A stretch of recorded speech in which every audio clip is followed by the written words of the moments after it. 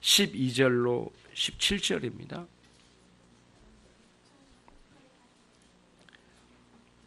제가 한 절, 여러분 한 절 교독 번갈아 가면서 교독하겠습니다. 요한복음 2장 12절 17절까지 제가 먼저 읽습니다. 이후에 예수께서 그 어머니와 형제들과 제자들과 함께 가버나움으로 내려가 거기 여러 날 계시지 아니하시니라.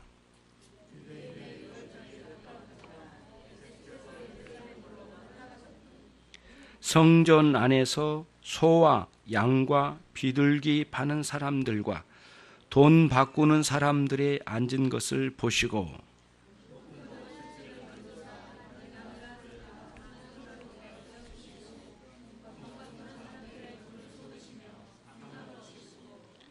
비둘기 파는 사람들에게 이르시되 이것을 여기서 가져가라. 내 아버지의 집으로 장사하는 집을 만들지 말라 하시니.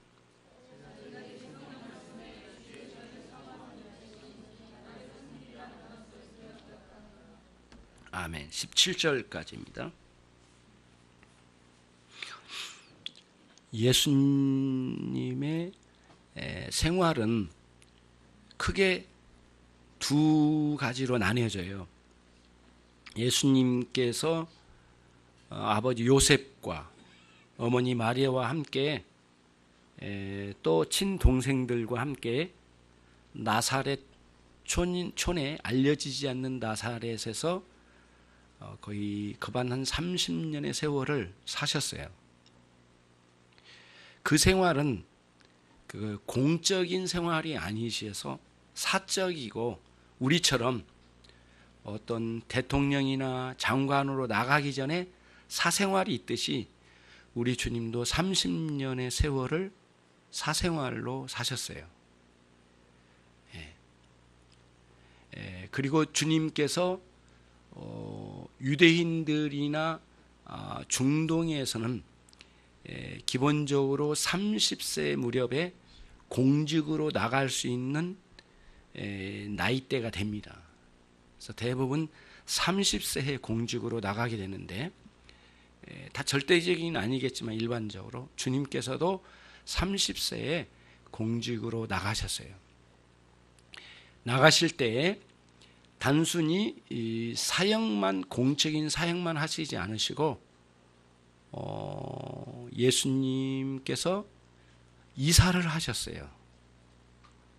나사렛에서 가버나움, 나훔의 집이라는 뜻이 있는 가버나움, 갈릴리 호수에 고기가 많이 잡히고 거기서 고기를 이렇게 염장을 해서 먼 곳으로 팔 수 있는 그런 시설들이 어느 정도 갖춰져 있고 경제적으로도 상당히 부유함을 누릴 수 있었던, 그리고 그런 갈릴리 호수 근처에 서북부에 있는 가버나움으로 예수님께서 포장 이사하셨어요.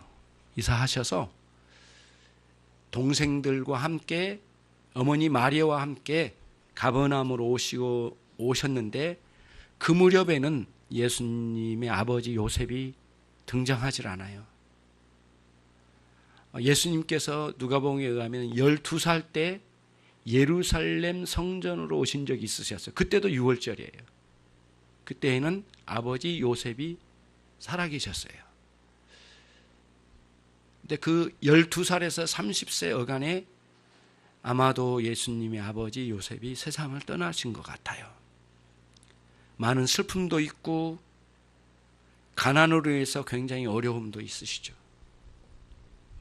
그래서 매우 가난한 삶을 사셨기 때문에 남들은 양으로 예물을 드렸지만 비둘기로 예물을 드릴 정도로 어려운 생활고를 이어가셨어요. 예수님께서 목수일을 감당하셨고요. 그래서 이제 아버지 요셉 대신 예수님께서 직접 청년으로서 남들이 요청하면은 괴짝도 짜고 지게도 만들고 쟁기도 만들고 뭐 이런 일들을 감당하면서 생계를 이어가셨죠. 고대에는 우리가 지금 1년 동안 벌어서 먹고 1년 사는 그 분량 중에 2달이나 1달 반 정도의 금액으로 1년을 이어 살았답니다. 다 게으르고 놀려고 그런 게 아니라 일거리가 없기 때문에 우리가 살고 있는 이 시대에 1달 벌이나 2달 벌이 정도의 그 금액을 모아서 쪼개서 겨우 입술에 풀칠할 정도로 생명을 이어가는 극도의 빈곤의 시대를 사셨어요. 예수님께서. 그런 시기를 30년 세월을 보내시고 우리 주님께서 가버나움으로 오셨습니다. 예수님의 친척이었을 가능성이 많은데 갈릴리 가나에서 혼인잔치에 초대를 받으셔서 예수님도 일주일 동안 계속되는 혼인잔치 끝 무렵에 예수님께서 가신 것 같아요. 거기서 혼인잔치에 초대를 받아 예수님이 메시아로서 어떤 분이신가를 그 혼인잔치에서 한번 드러내 보여주셨어요. 마침 혼인잔치에 너무 많은 사람들이 와가지고 예상치 못하게 포도주가 빨리 독이 나버린 거예요. 바닥이 나버린 모양이에요. 그래서 당황스러울 때마다 언제나 그랬듯이 어머니 마리아가 예수님에게 찾아와서 예수야, 지금 이 상황을 어찌할까? 그러면서 이 포도주 떨어진 문제를 가지고 심각하게 맏아들 예수께 찾아오셔서 물으셨어요. 그때 주님은 이제 막 사생활을 모두 마치시고 공생애를 시작하실 때예요.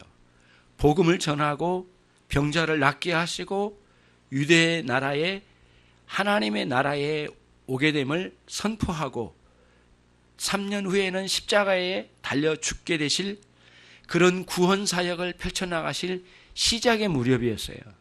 그때 어머니 마리아가 포도주 없다고 하신 말씀에 예수님께서 크게 책망하듯이 말씀하셨어요. 어머니여, 어찌하여 나를 사생활에 묶어두어서 그렇게 사람들이 먹어야 할 포도주 마시게 하는 것에 나를 개입시키나이까? 나는 그 포도주가 아니라 십자가에 피 흘려 인류를 구원하게 될 영원한 포도주를 예비하고 준비하는 과정에 있는데 어찌하여 어머니는 나를 지금 이 상황에 묶어두려고 하시나이까? 이런 의미로 그 포도주가 나와 무슨 상관이 있나이까? 라고 예수님께서 자기 어머니 마리아에게 크게 책망하듯이 이야기하는데, 말씀드리는 건데, 단순한 육적인 책망이 아니라 영적인 의미의 그리스도의 구원주로 오심을 나타내시기 위한 출발점에 이미 섰다라는 사실을 가나 혼인잔치에서 그 포도주 사건으로 선포를 하신 겁니다. 선포를. 그리고는 이 혼인잔치와 유대인들에게 있어서 큰 명절이, 우리는 추석 명절이 큰데 그들에게 있어서 큰 명절은 무엇이냐면은 유월절이었어요. 유월절이 유대인들에게는 큰 명절인데 우리는 명절 때 이 대도시에서 고향으로 많이들 찾아가지만 유대인들은 반대로 가요. 고향에서 서울로 가요. 예루살렘으로 찾아가지고 하나님께 전체가 모여서 유월절 예배를 드리는 시간을 가져요. 그러니까 한 번에 엄청난 많은 사람들이 몰려오니까 유월절을 예비하기 위해서는 3, 4개월 전부터 예루살렘으로 가는 길을 공무원들을 시키고 군인들을 시키고 젊은이들을 시켜가지고 도로를 정비했대요. 그래서 비가 와가지고 무너진 땅은 다시 수축을 하고 길을 내는 거예요. 그리고 안전하지 않게 있었던 것들을 안전하게 하고요. 6월절이 니산월 4월 달이니까 아마도 그렇게까지 추운 그런 지역인지는 충분히 제가 알 수는 없지만은 상당히 이제 4월 봄이면 땅이 조금 녹아가고 여러 가지 상황들이 있을 거예요. 그래서 안전하게 길을 닫고 예루살렘 성전으로 갈 수 있도록 대비를 한대요. 3, 4개월 전부터. 예. 그러면은 성전 근처에서는 안전요원들을 많이 대비시키고 교육, 훈련을 시켜서 사람들이 오면은 안전하게 사람들이 밀치고 밀리면은 사람들이 크게 다칠 수 있으니까 그러지 않도록 다 정비를 하는 거예요. 그런 일들이 3, 4개월 전부터 계속 진행이 되고 그러면서 사람들이 각 집에서 양을 끌고 오고 소를 끌고 오는데 그런 소와 양을 순서별로 쭉 번호표를 먹여서 전체적으로 한쪽에 서게 하고 기다려가지고 이렇게 해서 예배를 드리는 이 과정들을 대비를 하는 일들이 유대인들에게는 늘 4월 14일과 15일에 있는 유월절 예배를 하나님께 드렸대요. 무려 1500년이 넘도록 그 일이 계속됐어요. 물론 중간에 끊긴 적도 있지만 유대인들은 지금도 그 유월절을 하나님께 드린대요. 예. 그래서 유월절은 넓게 보면은 짧게는 4월 14일과 15일 날 그러니까 각 가정에 어린 양의 피를 발라 죽음의 천사가 그 집을 들어가지 않고 어린 양의 피가 없는 집을 침투하여 그 집의 장자의 모든 생명을 완벽하게 빼앗아가 버리는 죽음의 저주를 내리고 지나가는 일들이 있었는데 어린 양의 피를 대문의 문설주와 인방에 바른 가정은 들어가지 않고 뛰어넘어갔어요. 6월, 한문으로 6월이라고 하는데 담장을 뛰어넘듯이 휙 뛰어넘어갔어요. 그런 피가 어린 양의 피가 있는 집은 왜 그러냐면은 어린 양의 피를 바른 곳에는 하나님께서 약속해 주셨어요. 그 어린 양이 그 큰아들의 장자의 생명 대신 어린 양의 생명을 빼앗았으니 이제 내가 그 집은 들어가지 않으리라 이렇게 약속을 해 주셨기 때문에 죽음의 천사는 그 집을 들어가지 않도록 하나님께서 명령하신 모양이에요. 그렇게 해서 유대인들이 전체가 이제 유대인들이 60만 명이 사람 가정이 이제 유대인들이 그로 인해서 죽음의 사자를 피할 수가 있었어요. 그러니 그 다음에 애굽의 사람들의 가정은 모두 죽음의 선사가 들어가서 거기에 있는 장자들의 생명을 다 짐승의 생명까지 다 끊어내는 무서운 죽음의 저주가 내려지기 시작했어요. 그리고는 그 엄청난 사건이 일어나고 난 뒤에 애굽의 사람들이 유대인들을 그 방 같이 두어서는 안 되겠다. 그래서 다 나가라 할 정도로 애굽의 사람들이 유대인들을 종으로 노예로 쓰다가 노예고 뭐고 필요 없다. 이제는 피라밋 뭐 그런 거 만드는데 더 이상 내 동원시키지 않을 거야. 버릴 거야. 그리고는 다 버리듯이 유대인들을 내쫓듯이 했습니다.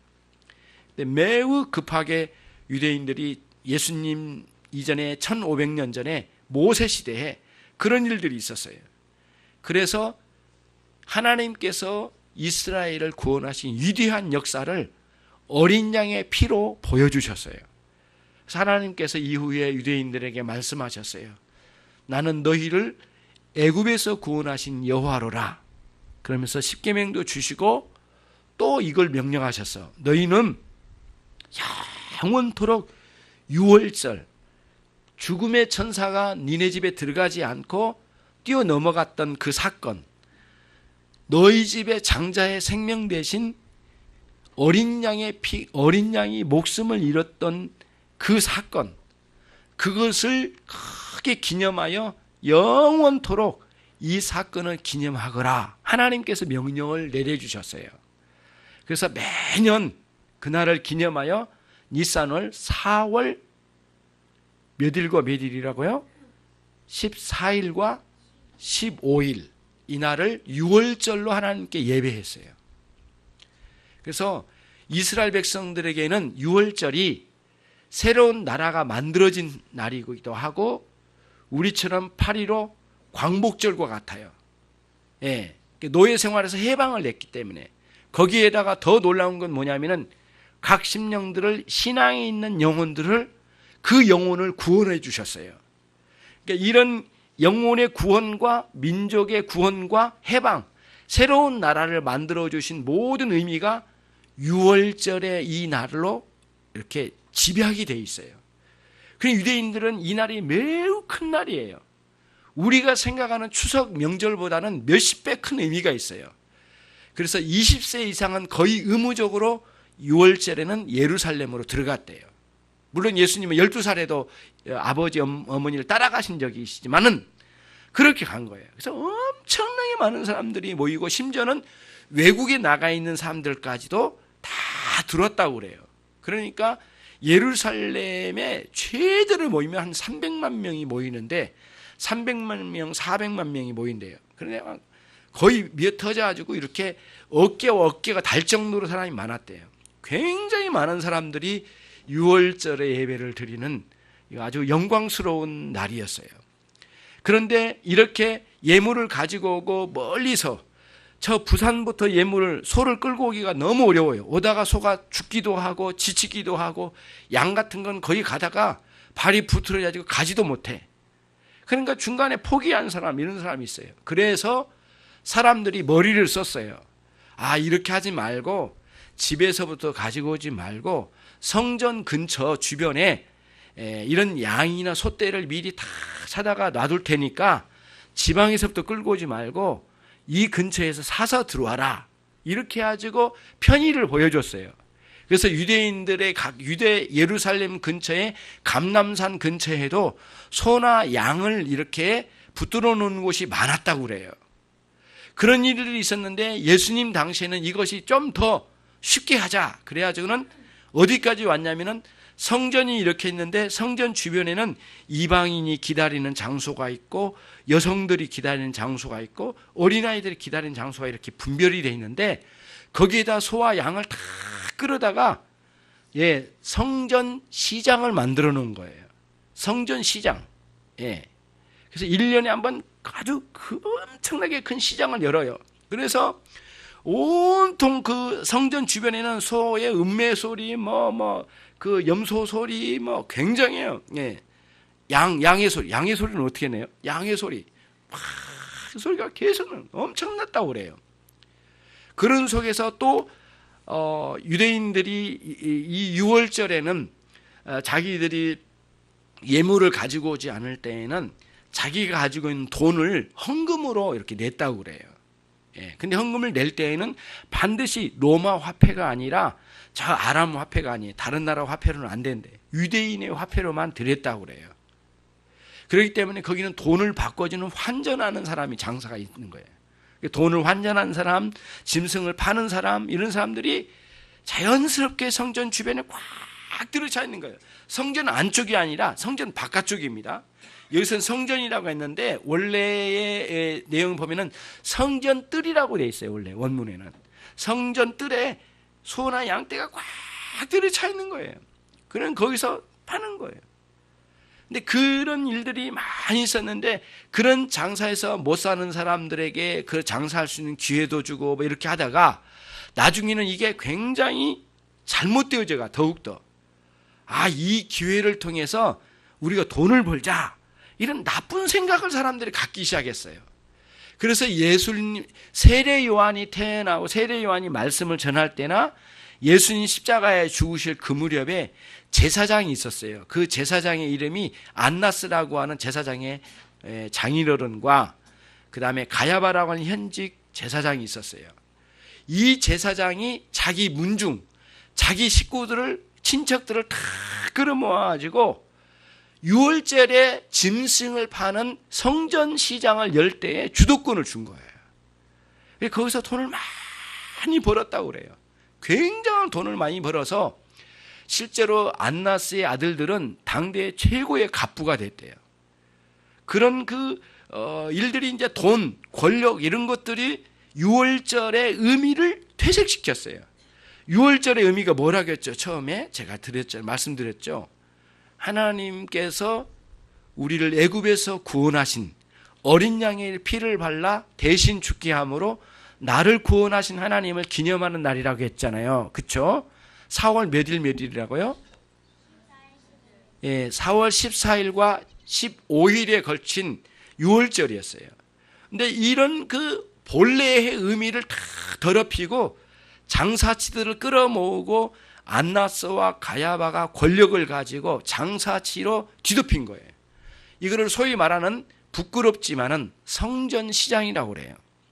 예배의 정신은 빠지고 거기에 돈과 권력과 인간의 욕망이 들어왔어요. 예배 드릴 때는 어떤 마음이어야 될 것 같아요? 이런 육체의 욕망을 버리고 그 다음에 물질적인 요소의 욕망 버리고 권력의 이런 욕구나 이런 것들을 버리고 그 안에 먼저 부끄러운 죄를 회개하는 회개의 마음이 들어와야 되고요. 그 다음 하나님께 감사하는 마음이 예배에 들어와야 되고요. 거기에 하나님께 기도하는 마음, 그 다음에 찬양하는 마음이 들어와야 되지 않겠어요? 그런데 그런 건 다 멀리 쫓아내버리고 거기에 인간의 욕망과 장사에서 돈 벌어먹는 이런 흉악한 성전으로 변질을 시킨 거예요. 그때 우리 주님께서 얼마 전에, 몇일 전에 가나 혼인잔치에서 물을 포도주 만드시는 위대한 사건을 보여주시면서 그 포도주는 내가 십자가에 피 흘려 쏟아야 될 포도주다 라는 의미로 어찌하여 이걸 나와 상관 있는 것처럼 말합니까? 여자여, 어머님 왜 이러십니까? 이 포도주와 나와 무슨 상관이 있나이까? 나는 얼마 후에 십자가에 피 흘려 영원한 포도주로 기념할 그때가 올 텐데 아직은 내 때가 아닌데 어찌해 벌써 서둘러서 이 포도주를 말하시나이까? 이렇게 말씀하시며 어머니가 뜻한 것과 다른 내용으로 우리 주님 십자가에 피 흘려 여러분과 저를 대신하여 죽으심으로 영원한 저주에서 구원하신 그리스도의 구원의 놀라운 역사를 거기 가나 혼인잔치에서 말씀해 주신 그분이 유대인들의 모든 신앙의 중심지라고 하는 예루살렘, 그것도 1년 중에 가장 복되고 영광스러운 날, 6월절의 이 영광스러운 날에 이스라엘 사람들이 신앙은 다 팔아먹어버리고 소나 양을 팔아서 돈을 모으고 그리고 돈 환전을 시켜서 거기서 수수료를 떼먹어서 그거 가지고 부를 축적해가는 이 완악한 대제사장과 그의 가족과 친지들, 그리고 거기에 합세해서 같이 돈 벌어먹는 수많은 신앙심 없는 부끄러운 인생들을 향한 주님의 마음이 크게 의분이 일어났어요. 의분. 의로운 분노가 일어났어요. 거기에 우리 주님께서 크게 내리치시면서 소나 양들을 그 성전 뜰에서 나가라고 쫓아내시고 그리고 환전하는 그 장사치들의 판을 뒤엎으시고 그리고는 어찌하여 내 아버지 집을 이렇게 더럽히느냐 이렇게 말씀하시면서 거기서 물리치시는 장면이 나와요.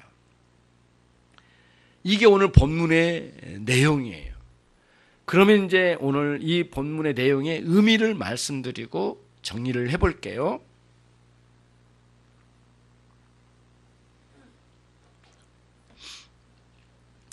어떤 사람들은 이 사건을 성전 정화 사건이라고 그래요. 성전을 깨끗하게 만든 사건 이렇게 이야기해요.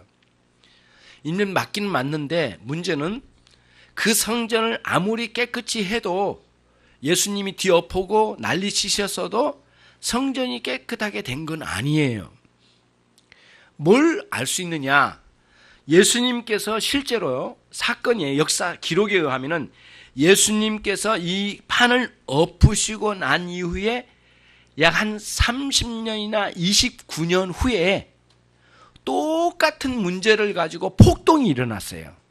아주 똑같은 문제 가지고 폭동이 일어났어요. AD 67년도의 사건인데요. 예, 저를 보세요. 67년도의 사건인데 그때는 예수님이 아니고 일반 백성들이 데모를 일으켜가지고 어떤 데모를 일으켜가지고 그 예루살렘 성전을 뒤엎어버리는 사건이 있었어요. 그 사건의 초점이 뭐냐면은 성전을 이 장사치들로 인하여 더럽힌 것을 견딜 수가 없어서 이렇게 큰 데모가 일어난 거예요. 그래가지고는 그 민생들이 와가지고 막 뒤엎어버린 거예요. 막. 예. 그래가지고 엄청난 사건이 있었어요. 예수님께서 여기를 뒤엎으시고 난 이후에 30년 후에 또 그게 계속됐다는 이야기예요. 그거를 뒤엎어버렸어요. 예. 그러니까 예수님께서 여기서 성전 정화시키신 장면이 있지만은 사실 예수님은 이것이 전부가 아니라는 사실을 보여줘요. 만약에 이게 전부였다면은 그 이후로는 이런 짓이 다시는 일어나지 않았어야 되잖아요. 근데 계속 일어났단 말이에요. 그러니까 예수님은 오늘 이 사건 자체만의 의미로 그냥 성전을 그 장사치들을 그냥 쫓아내버린 것으로만 끝내는 게 아니었어요. 예수님은 여기서 보여주시고 싶으신 게 있으셨어요. 예. 그게 뭐냐면은 이거예요. 6월절에는 어린 양이 죽었다고 그랬죠. 그러면 6월절에는 항상 어린 양이 하나님께 바쳐지죠. 물론 어린 양이라는 제율법적인 의미가 있어요. 제물은 비둘기로도 염소로도 소로도 이렇게 드릴 수가 있거든요. 그러나 그런 예물을 어린 양이라고 통칭을 해요. 제율법적으로. 이 어린 양이라는 말을 쓰지만 다 모든 제물을 의미해요. 항상 유대 그 6월절에 유대인의 어린 양을 하나님께 드렸어요. 그런데 진정한 어린 양이 여기서 만나게 되는 거예요. 6월절에 어린 양을 가지고 사람들이 가지고 왔지만 예수님 당신 자신이 6월절에 영원한 어린 양이라는 사실을 여기서 넌지시 보여주고 싶으셨던 거예요. 가지고 온 모든 소나 양, 어린 양을 다 쫓아내면서 이런 식으로 더럽혀진 6월절의 어린 양은 필요 없다 이런 말씀하신 거예요. 결국에는 진정한 어린 양이 누구신가를 이제는 3년 후에 우리 주님께서 똑같은 장소, 똑같은 시기인 3년 후에 6월절에 예수님 당신이 하신 십자가의 죽으심으로 진정한 6월절을 보여주시고 싶으셨던 거예요. 성전을 정화시키고 깨끗하게 한 이 사건은 2번 일어나요. 그래서 여러분, 예수님께서 십자가에 죽으시 직전에 한번 그 성전을 뒤엎으신 사건이 한번 있어요. 근데 이 요한복음에는 이 예수님의 사역 공생의 시작에 한 번 있어요. 그러니까 2번이 있거든요. 2번 있는데 이거를 크게 강조하신 것은 당신이 영원한 6월절의 어린 양이라는 사실을 보여주고 싶으셨던 거예요. 그게 오늘 본문의 핵심적인 요소의 흐름이에요. 결국에는 인간들이 그렇게 가르치고 일러줬지만 6월절의 어린 양을 더럽히고 또 더럽혔던 이 완악한 인생들 앞에 진정한 어린 양이 누구신지를 명확하게 보여주심으로 당신 자신을 드디어 유대인의 종교의 중심지인 예루살렘 성전에서 그걸 보여주신 거예요. 예. 그게 굉장한 충격이었어요. 그리고 예수님께서 오늘 본문을 보면은 이런 본문이 나와. 예수님께서 호되게 야단치시면서 이걸 엎으시고 나가라고 큰 소리로 야단쳤는데 아무도 그들에게 예수님에게 말할 수가 말 한마디를 못해요. 예수님은 30세의 젊은 청년이었거든요. 그런데 엄청나게 높은 자리에 있는 많은 사람들의 지시를 받고 그 사람들과 계약을 해가지고 여기서 장사를 하고 있는데 당신이 뭔데? 젊은 청년님 당신 뭔데? 우리는 누구한테 허락을 받았는데 말이지. 당신이 뭔데 이걸 엎어? 우리는 그 높은 대제사장의 허락을 받아서 장사하는데 말이지. 이렇게 대드는 사람이 한 명도 없어요. 엄청나게 엄중하고 그리고 매우 정당한 말씀을 하시면서 내 아버지 집을 더럽히는 이 인간들아 나가라고 말씀하신 거예요. 예. 거기서 우리들이 이제 크게 교훈 받는 거예요. 여기서 이제 이후에 다음 주에 또 우리가 듣게 될 내용이긴 하지만 18절에서 22절의 내용을 보면은 이제 그 뒤에 나와요. 뭐냐면은 예수님께서 이제 예수님께 찾아와요. 사람들이 쩔쩔매면서 사람들 와가지고 이렇게 성전의 뜰을 다 엎어버리면 무슨 근거로 엎은가라고 물어요. 그러니까 신적 권위가 있냐 이거예요. 당신은 하나님의 지시를 받은 거냐? 하나님의 뜻이냐 이게? 그러면 그럴 수 있는 자격이 예수 당신에게 있냐라고 하는 질문을 해요. 근데 그 질문의 요지가 뭐냐면은 진짜 하나님께서 지시하신 것이라는 확증을 우리에게 보여줘라 그러거든요. 그 보여준 게 뭐냐면 우리에게 표적을 보여달라. 그러면 어떤 표적을 보여줄 수 있느냐? 이 질문을 해요. 유대인들의 이제 고관대작들이 찾아와서 그렇게 했어요. 그쪽에 그 성전 근처에는 그 사내들이 모여있는 70명 사내들인 대제사장 안나스와 가야바와 그 일당들이 함께 모여있는 성전 근처에 그 창고나 이런 그 이렇게 관사 같은 게 있었다고 그래요. 그러니까 이 소식을 듣고 막 뛰어나왔을 가능성이 많아요. 막 뛰어나와가지고, 이제 그 제사장들이 그랬겠죠. 밑에 젊은 사람, 빨리 가서 물어봐라. 누가, 감히 이런 일을 누가 하는 거야? 예수라고? 갈릴리에서 왔다고? 그가 누군데? 그러면서 이제 난리가 났을 것 같아요. 그래서 물은 첫 번째가 무슨 기적을 우리에게 보여줄 수 있겠는가? 라는 질문을 던져요. 그때 주님께서 말씀하세요. 이 성전을 허물어라. 내가 3일 만에 세우리라. 이 말씀이에요. 45, 6년 동안 지어 올린 이 헤롯 성전을 허물으래요. 그럼 예수님께서 3일 만에 지어 올리겠대요. 그때 사람들이 깜짝 놀래요. 어찌 그런 일을 할 수 있단 말인가? 46년 동안 세운 이 성전을 3일 만에 세운다고? 사람들이 이해를 할 수가 없었어요. 그런데 나중에 알게 됐어요. 그러니까 이 성전과 예수님 당신 자신을 바꿔치기 하는 거예요. 이 진정한 성전은 예수님 당신 자신이라는 사실을 보여주신 거예요. 허물어라. 3일 만에 내가 세우리라. 우리 주님께서 똑같은 6월절에 예수님 성전을 허무는 사건이 일어났어요. 그게 뭐냐면은 예수님을 십자가에 못 박는 사건이 일어났어요. 그거는 어린 양, 진정한 영원한 참된 어린 양의 죽음일 뿐만 아니라 진정한 성전의 무너짐을 말씀드린 거예요. 그리고 이게 3년 후에 일어났고 똑같은 장소에 똑같은 시간대에 예수님 십자가에 죽으심으로 그 일을 이루었어요. 그리고는 3일 만에 예수님께서 어떻게 되셨죠? 부활하셨어요. 그거를 이 첫 번째 이 예루살렘 사건에서 이거를 예수님께서 보여주셨던 거예요.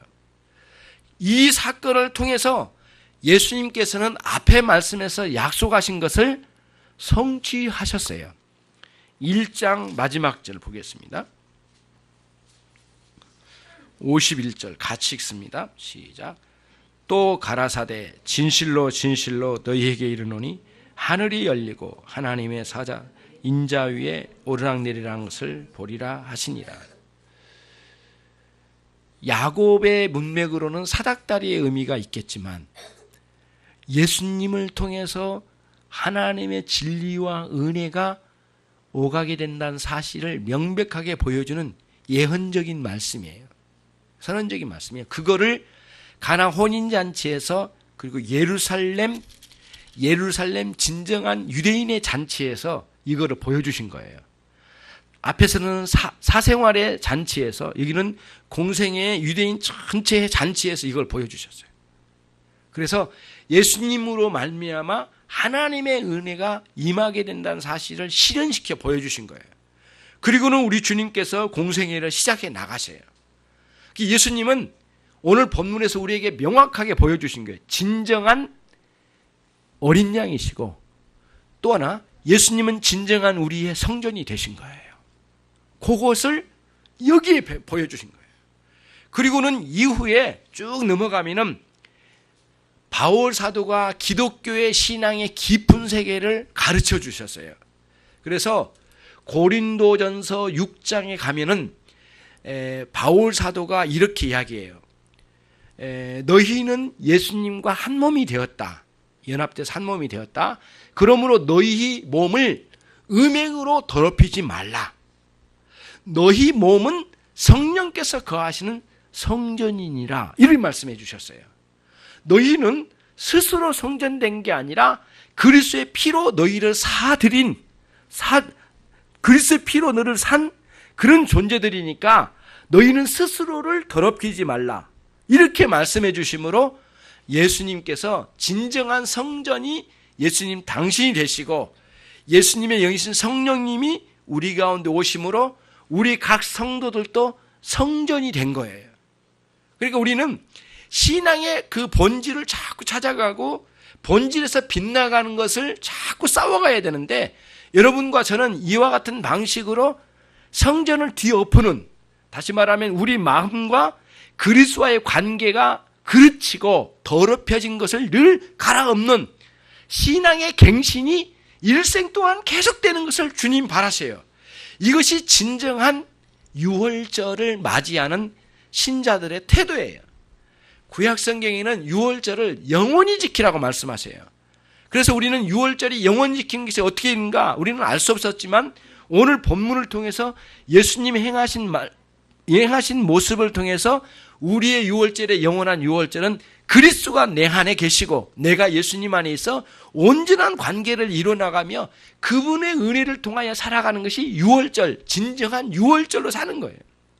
이거를 이미 보여주려고 세례 요한도 말했어요. 보라, 세상 죄를 지고 가는 하나님의 어린 양이로다. 그 어린 양은 반드시 유월절의 어린 양을 의미하죠.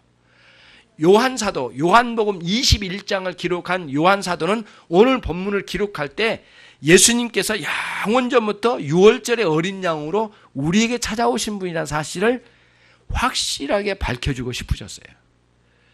오늘날 우리는 성찬식에 그리스도의 피 흘리심은 유월절의 어린 양의 피의 의미가 담겨져 있어요. 구약의 맥락으로 보면. 그래서 우리도 오늘 또 예수님은 끝없이 그리스도의 피 흘리심과 그분의 몸을 기리는 것을 통하여 주님 오시는 날까지 이걸 기리라고 명령해 주셨어요. 신약 성경에. 그래서 우리는 유월절의 어린 양을 끝없이 기념해요.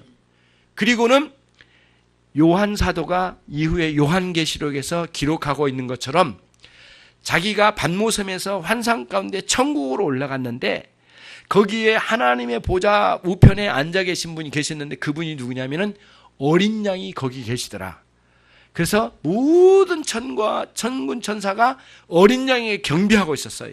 24장로가 모두 어린 양을 향하여 찬양하고 있었어요. 그때 요한 사도도 그 어린 양 앞에 무릎을 꿇고 엎드렸다라고 되어 있어요. 그러니까 우리 주 예수님은 어린 양의 예수님이세요. 그래서 66권 전체 흐름 중에 정말 많이 나와 있는 단어 중에 하나가 어린 양이에요. 예. 출애굽기 거기서부터 어린 양이 시작돼. 그래가지고는 자기 그 요한계시록까지 이렇게 많이 쓰여진 단어가 또 없어요. 굉장히 많이 나와 있고요. 전체가 어린 양이세요. 예. 그래서 감리교단의 어느 선교사님인데 이름을 잃어버렸습니다.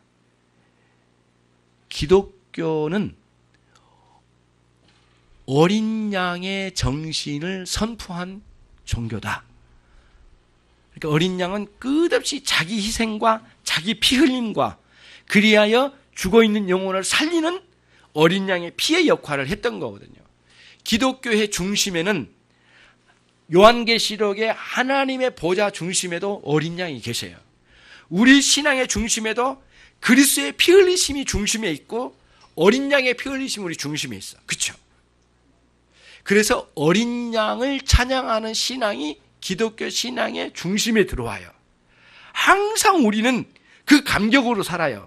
그리스도의 어린 양 되셔서 피 흘리심의 역사하심으로 영원한 저주에서 나를 구원하신 하나님의 그 구원하심을 영원토록 찬양하는 것이 신자의 삶의 본분이에요.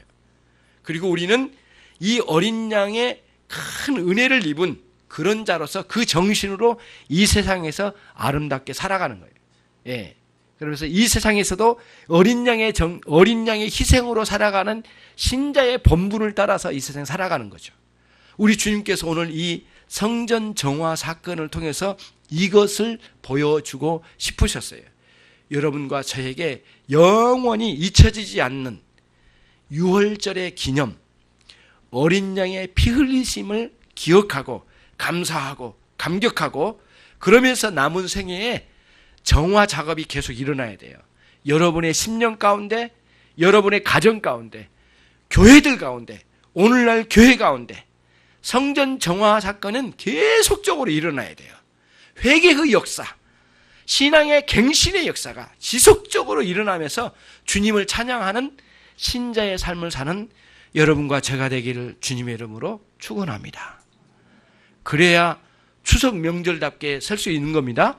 예, 유대인들은 율절 명절이었지만 우리는 추석 명절이죠. 그러나 우리 문화에서는 추석 명절이지만 6월절의 어린 양을 6월절 어린 양의 은혜를 입은 자로서 추석 명절로 들어가서 그 정신을 사람들 가운데 발현해내는 그런 신자가 되시기를 주님의 이름으로 축원합니다.